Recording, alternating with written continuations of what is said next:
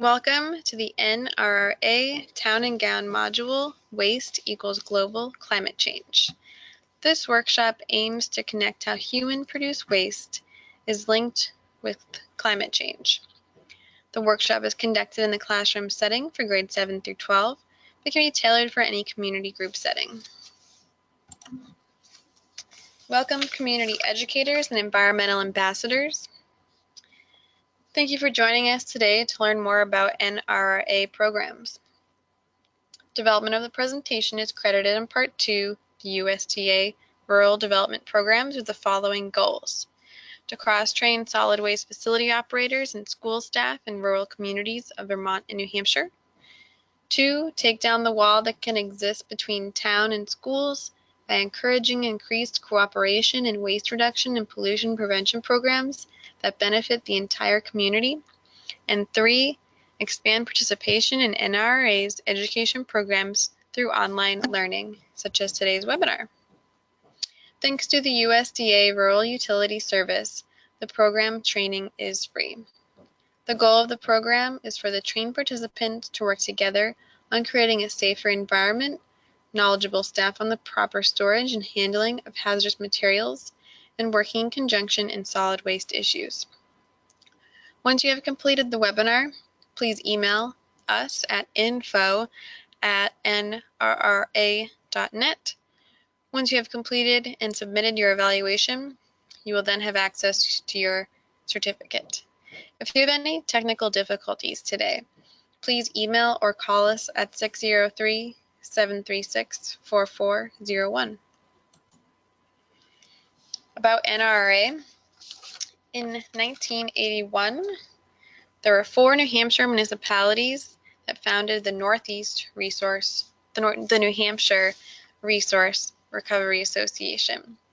In 1985, it was amended to be the Northeast Resource Recovery Association as a clearinghouse for relevant information, as a source of education in the field of solid waste management, as a cooperative agent with state, regional, and local governmental agencies, and as a market development service. NRA is primarily in the Northeast, assisting communities by offering advice in the marketplace for the entire solid waste management stream. Everything from trash to construction and demolition debris, to freon removal, to recycling and contracts with your individual material vendors. NRA is your one-stop shop for all things recycling. NRA also has a school recycling club that spans the nation and offers K-12 classroom workshops, technical assistance for supervisors and school administrators. The club produces a monthly newsletter. We recently published curricula that ties resource recovery lesson plans with the National Common Core standards. And we put on an annual school recycling conference. As previously mentioned, the club offers a wide range of workshops and school technical assistance programs that are designed to help schools improve recycling, waste reduction, clean out harmful chemicals, and evaluate trash and recycling practices. Check out the website for descriptions of workshops and programs, www.schoolrecycling.net. The programs listed here will be available as webinars for training teachers and solid waste operators about all the programs available. Check back frequently as webinars are posted.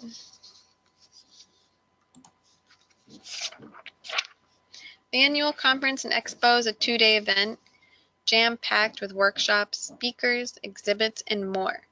The second day of the conference combines solid waste professional training with activities and workshops for students and staff.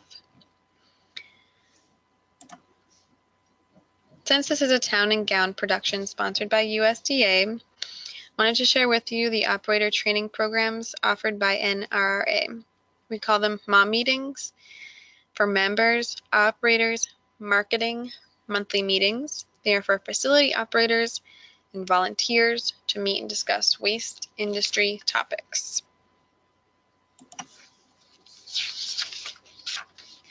In addition to MOM meetings, NRA conducts operator training workshops and facility tours several times a year that can be used for continuing education credits toward transfer facility operator certifications and renewal where applicable.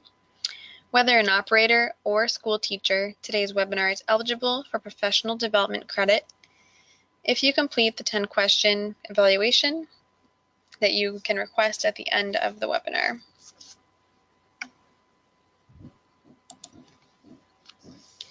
Thank you again for joining us to explore how waste contributes to climate change and how we can all work to prevent waste in the first place.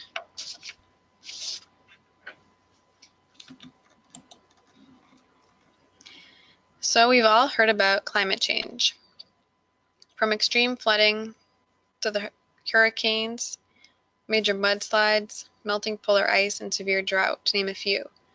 Scientists have proven a relationship between these severe environmental disasters and a shift in climate. But is there a human impact? From the Royal Society and U.S. National Academy of Sciences, greenhouse gases in the atmosphere, including water vapor, carbon dioxide, methane, and nitrous oxide, act to make the surface much warmer than this. Because they absorb and emit heat energy in all directions, including downwards, keeping Earth's surface and lower atmosphere warm. Without this greenhouse effect, life as we know it could not have evolved on our planet. Adding more greenhouse gases to the atmosphere makes it even more effective at preventing heat from escaping into space. When the heat leaving is less than the energy entering, when the energy leaving is less than the energy entering, Earth warms until a new balance is established. Greenhouse gases emitted by human activities alter Earth's energy balance, and thus its climate. Humans also affect climate by changing the nature of land surfaces, and through the emission of pollutants that affect the amount and type of particles in the atmosphere. Scientists have determined that when all human and natural factors are considered, Earth's climate balance has been altered towards warming, with the biggest contributor being increases in carbon dioxide.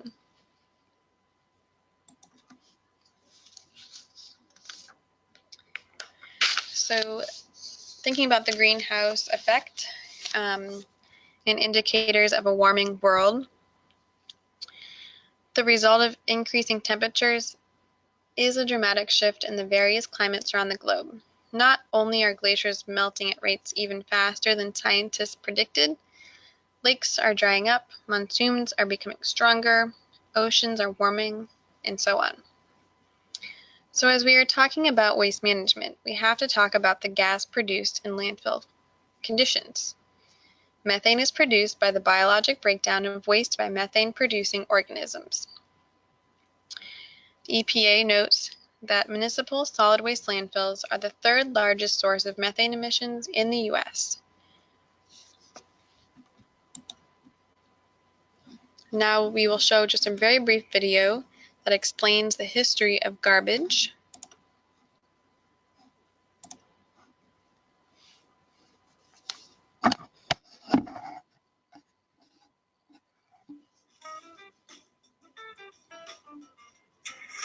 Every year, the world produces about 1.4 billion tons of garbage. That's more than the weight of 3,800 Empire State Buildings. The United States is especially responsible for producing this massive pile of trash. Americans make up less than 5% of the global population, but create nearly 20% of the world's garbage. That's more than 250 million tons of trash annually. More garbage than the weight of 3.5 million US Army tanks. So why so much waste? The short answer is more people in more cities consuming more stuff means more garbage. Let's break this down. More people. In the past 100 years, the population has grown by about 300% to 7.4 billion people. More cities. Cities create more trash, encouraging more consumption of packaged products. And in the past century, the percentage of people living in cities worldwide has grown from less than 15% to more than 50%. More stuff. The Industrial Revolution and invention of plastics in the 20th century meant a huge boost in manufacturing and consumption. By the 1950s, the world produced less than 2 million tons of plastic each year. By 2014, the world was producing almost 350 million tons of plastic. That's the equivalent of more than 1.5 million statues of liberty, produced in plastic every year. The result? The amount of trash produced in cities worldwide has increased more than tenfold during the past 100 years. The scariest part? There's no sign of this stopping or even slowing. By 2025, the world's cities are projected to produce 2.4 billion tons of garbage, nearly double the amount produced today.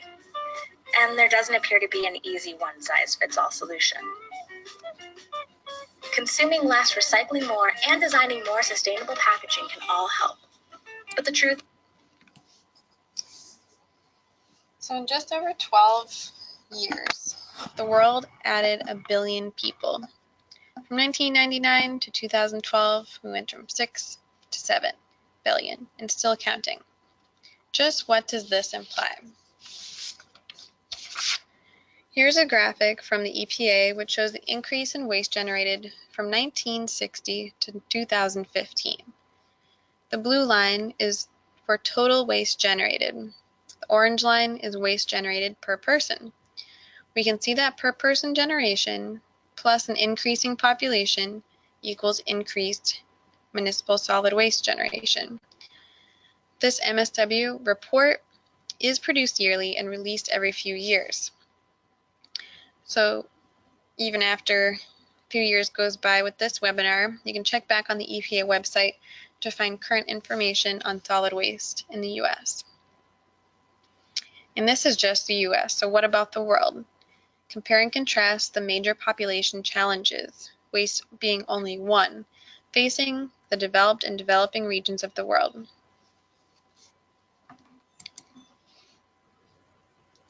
No matter what we do sometimes, we just have to throw something in the trash. Where this product came from, how it was made, and where it will live out its life is called the materials economy. Raw materials must be mined or extracted, then made into a product. The product is then delivered to a location to be bought or picked up by the consumer. This is where the consumer can either dispose of the product in a landfill, reuse, or recycle to be put back into the cycle.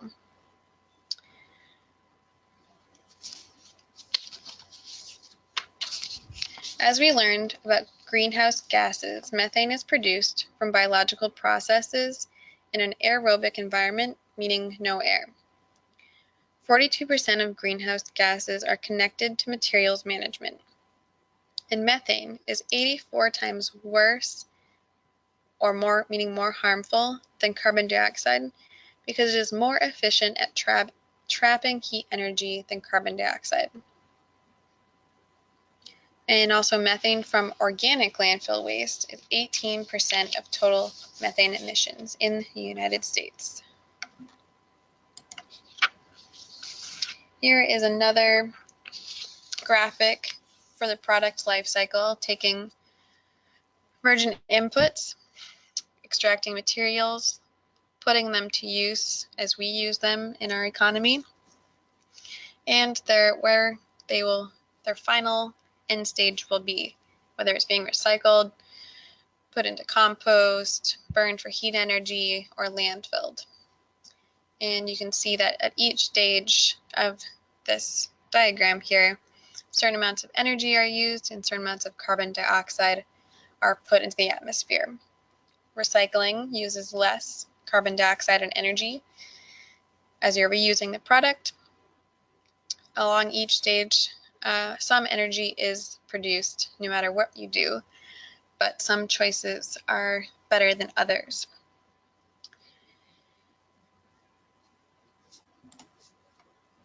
Where landfills are properly capped and sealed, some places capture the methane to generate power. It's a way to use up the gas that would otherwise escape into the atmosphere, but it is only one type of solution to methane in landfills, and not every landfill uses this type of technology. And this is a measurement. So after a landfill is capped, meaning there's going to be less air being able to go through the landfill. So basically an anaerobic, no air environment. So as you can see by phase 2 in this diagram, in phase 3, the no air or anaerobic environment begins. And the green methane line starts to rise. As things start to break down, methane is produced.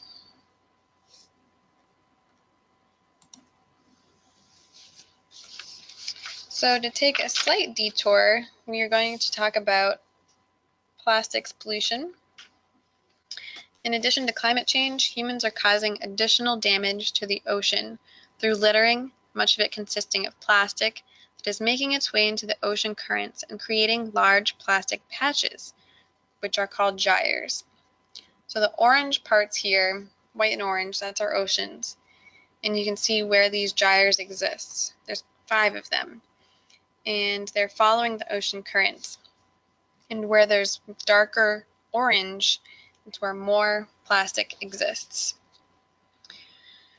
Beach surveys on Antarctic islands reveal that marine debris, mostly consisting of plastic, is accumulating at rates up to 4 times higher than previously estimated, according to one study. Plastics break down at varying rates, depending on the type of plastic.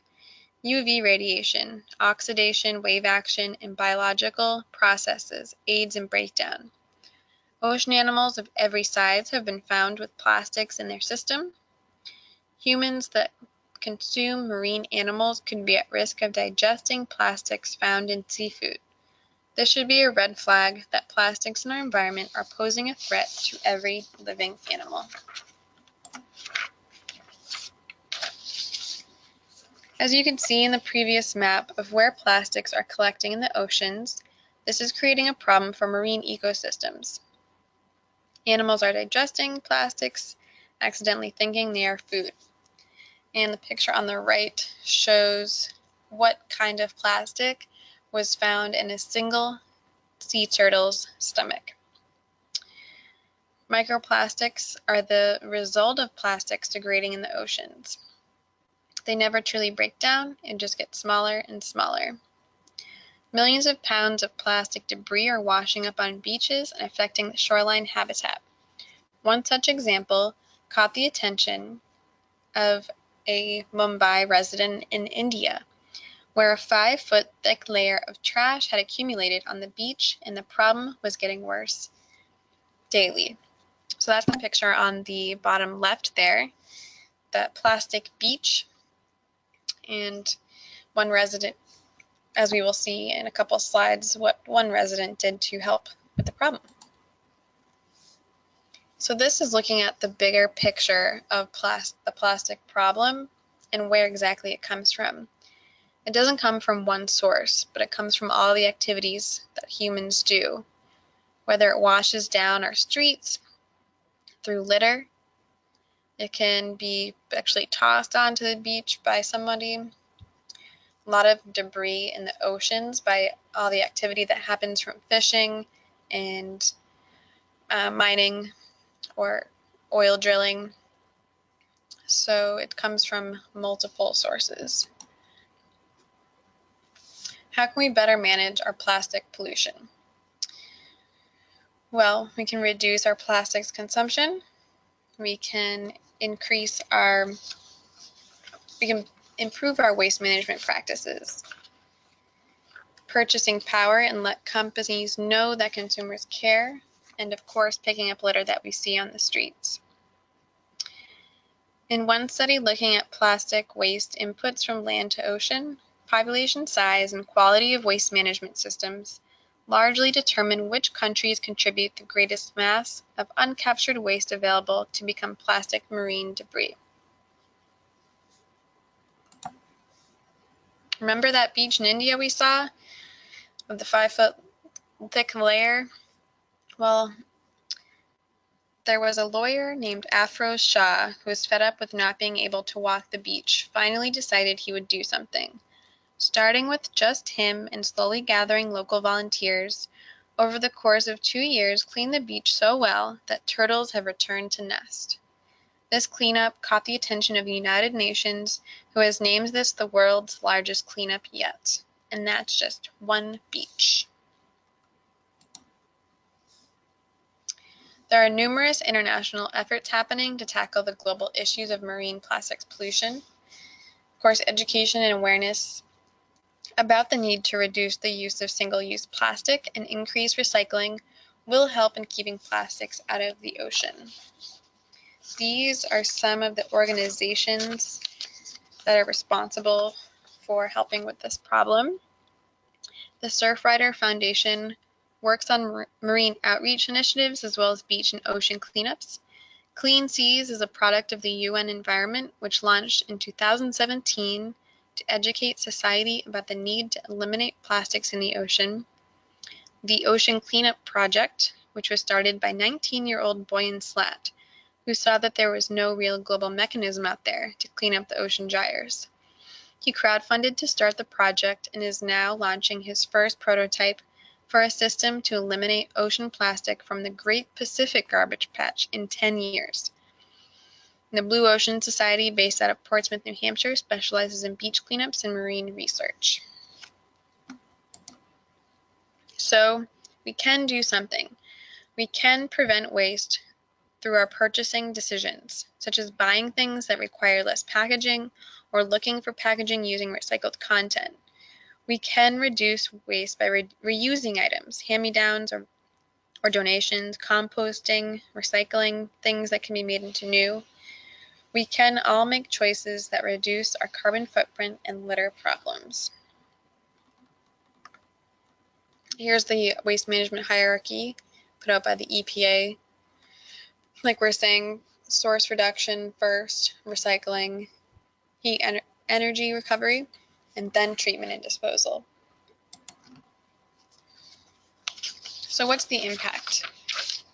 What is the impact, if there is any? A simple act with immense consequence. When recycled materials are used instead of virgin materials, natural resources are preserved. Virgin materials are defined as that has not been previously used or consumed or subjected to processing other than for its original production. Overall, recycled materials use less energy than virgin materials because they don't have to be transformed from their raw state. They are reprocessed into a form that manufacturers can use. Less fossil fuels are needed when reusing recycled materials. Recycling also saves space in our dwindling landfills, which reduces the methane they produce. Remember that slide about municipal solid waste landfills are the third largest source of methane emissions.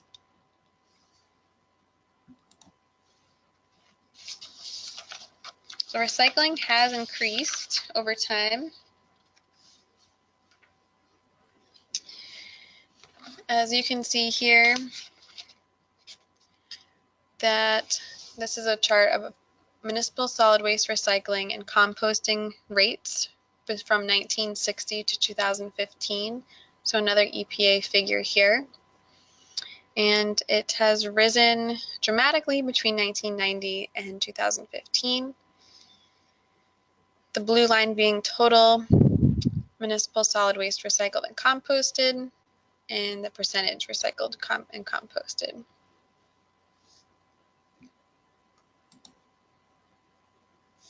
Another impact of recycling. In 2013, Americans generated about 254 million tons of trash and recycled and composted about 87 million tons of this material, equivalent to 34.3% recycling rate. This prevented the release of approximately 186 million metric tons of carbon dioxide equivalent into the air, of taking over 39 million cars off the road for a year. This pie graph shows the total U.S. municipal solid waste generation for each material before recycling. So this is everything that was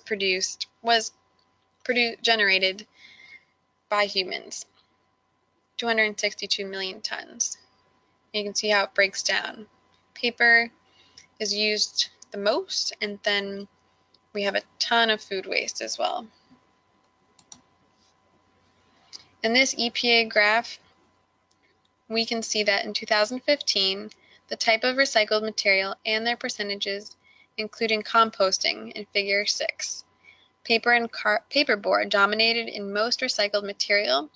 Food, which is the second largest generated material, is only recovered at 9% of all material composted. The rest is yard residuals.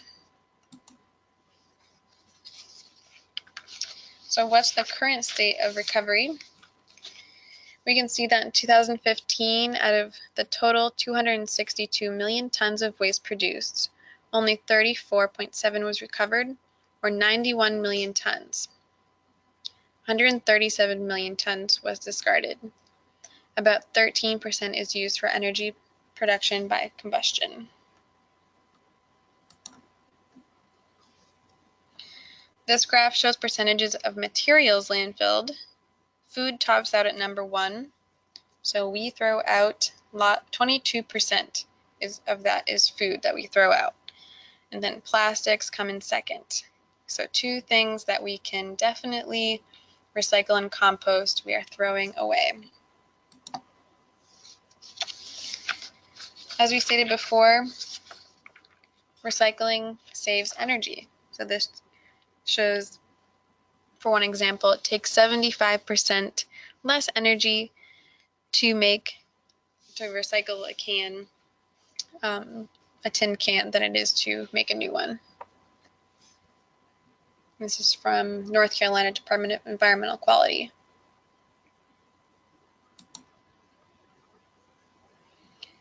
This creative graphic shows how much energy in light bulbs is saved by using recycled materials versus virgin materials.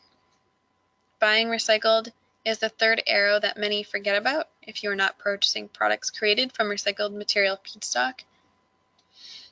Then you're not recycling.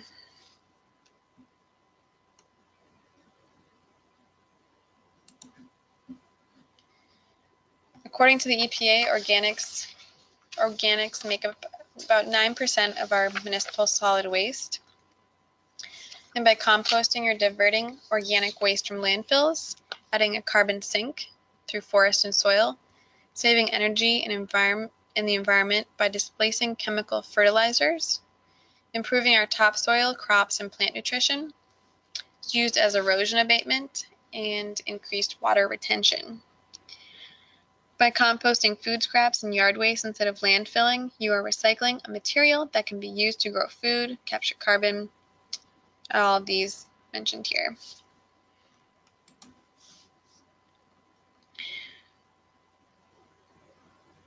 So with all this trash and recycling being generated and only 34% being recycled currently, there's a very big opportunity for growth in the waste management sector. The recycling industry, more recently, with China's stringent waste ban policies in place, waste management companies are being forced to tighten their contamination rates, meaning lots more people will be picking through our waste for those plastic bags, diapers, food contamination, and other banned items. So according to the EPA in 2007, where this is our most recent data from the EPA on recycling jobs, recycling accounted for 757,000 jobs, or 1.57 jobs for every 1,000 tons of recycled material. So what can you do? What can we do on a personal level? Of course, purchasing decisions that we talked about, divert our belongings from the trash by recycling and composting more. We want to encourage others, encourage other businesses, direct action in your schools and communities. If you're a school, form or join a green team or recycling club. Join the NRA School Recycling Club, where we can help you with the process. and as we'll talk about, complete a school sustainability scorecard. This picture here is an example of a waste audit or the NRA Trash on the Lawn Day event. You can get more information from us about this event, but it's a great visual way for students and schools to sort through the trash and pick out all the recyclable material. So the NRA School Recycling Club School Sustainability Scorecard takes a holistic look at a school's effort to create a happier, healthier, and more sustainable community. There are 5 steps to the scorecard. Ask for general information regarding the school's trash and recycling program. Ask the school to assess its current sustainability efforts occurring throughout various departments, and it helps you tally and get a score to measure from. Ask the school to set a goal for improved sustainability and encourages the school to think about how future sustainability efforts can be incorporated into the school budget. So NRA staff will provide the scorecard and instructions for use and any help in filling it out. After completing the card, which can be done by students, it can be done by teachers, it can be done by a club, and then you tally your points, which you'll be able to see how well you're doing by this point scorecard here. 38 is the most, meaning you're a super sustainable school, and 0 to 9 is limited, and we can help you get green. Contact us if you have any questions for how to improve efforts or hold one of the school clubs in classroom workshops or hands-on technical assistance programs. You can reach them at theclub@nra.net.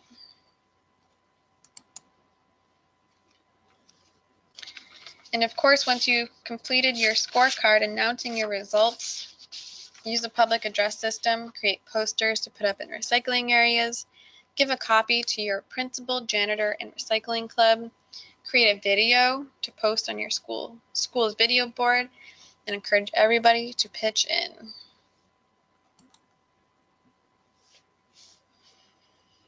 So as we can see, we have some big challenges to tackle, and waste management is just one area where we can reduce our footprint, but I think it's a very impactful way to reduce our impact on the planet. So we can save the earth from climate change by changing our behaviors.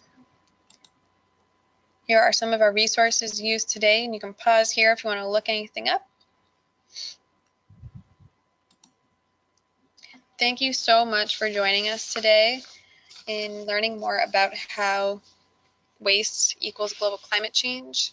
Again, email info@nra.net in order to receive an evaluation to get that certificate. Thank you.